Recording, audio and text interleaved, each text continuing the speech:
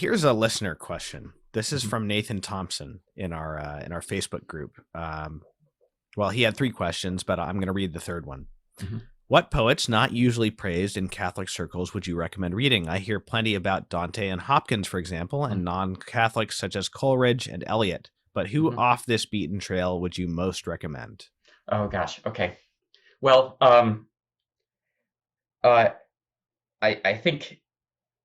I think I'll start with just recognizing why Hopkins is so often mentioned. It's because it's easy to discern the Catholicism within him. Um, if if you don't particularly like poetry, you might still like Hopkins because he passes on familiar religious sentiments. Hopkins is an amazing poet. So he's well worth studying.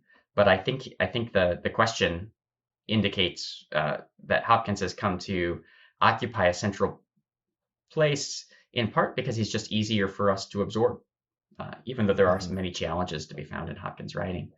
Um, the the poets that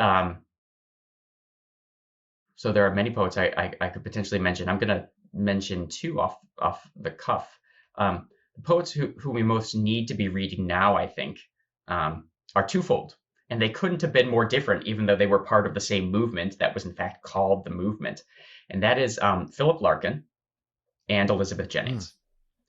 Philip Larkin didn't believe in anything except for his vaguely self-consciously fascist inclinations towards authority, which in its own way was very charming. Um, but his poems are absolutely essential reading because of their willingness to try to see things as they are and to see through things in an unsentimental way that nonetheless recognizes that sentiments come from somewhere.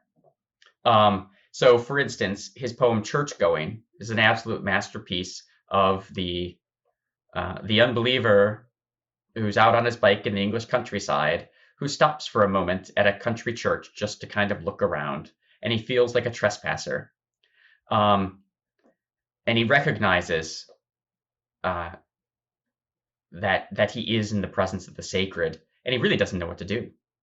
One other example, I mean, I'm really going to be naming um, Larkin's two most famous poems here. But The Whitson Wedding, a man riding on a train to London who's really alone with himself and his thoughts and his book. And then he begins, as they go from station to station, he sees bride and groom, wedding party, time and again, saying farewell to their relatives and boarding the train as they go off to their honeymoon. And little by little, he gradually realizes, to go back to what we were talking about just a moment ago, that he actually is a participant in a culture. He's a participant in a Mm. culture with its forms and with its rights. Uh, and it was invisible to him before. And it's only, as it were, through the train window that he gets the kind of panoptic vision that allows him to see the world in which he was already a participant. I think so many Americans, they grow up thinking we don't have a culture, whereas of course the rest of the world thinks of us as a tyrannical monoculture. They may they may benefit from that kind of perspective. So Larkin, in many ways a very secular poet, is an essential poet for our age for a number of reasons, including that he's a humanistic poet. He was capable of speaking like a human being, which is something that virtually none of our contemporaries are capable of doing. And I'm not talking about the poets. I'm talking about the philosophers as well, and the intellectuals who speak the language of wokeness and intersectionality, but they don't speak a human language, a language that says people are people, in the words of the Muppets. What other poet? Part of Larkin's movement is is Elizabeth Jennings, who wrote many more times more poems than Larkin, and in consequence, has not been as absorbed by our culture or appreciated by our culture as I think in the long term she will be. There are there are some bad poems in her writing, but there are many good poems, more good poems overall than in Philip Larkin, who wrote fairly little poetry. Um, and Jennings emerged out of the movement with Larkin.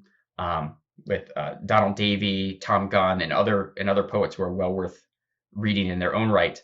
But Jennings was a very devout Catholic, and she took that humanistic speech of Larkin and managed to just super elevate it so that it entered further and deeper into the mystery that Larkin often touched upon, but rarely, fully perceived. And so between the two of them, you actually have a good lifetime's study.